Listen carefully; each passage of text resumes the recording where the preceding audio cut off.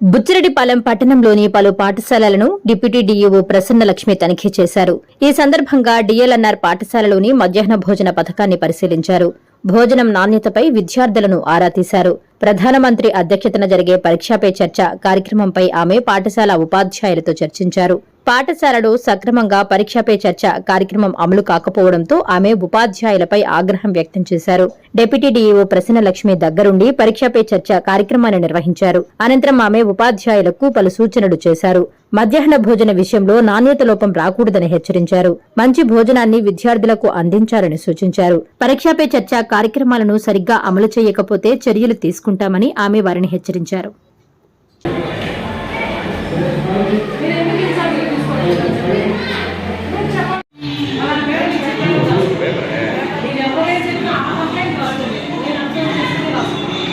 सुनील गुलाब है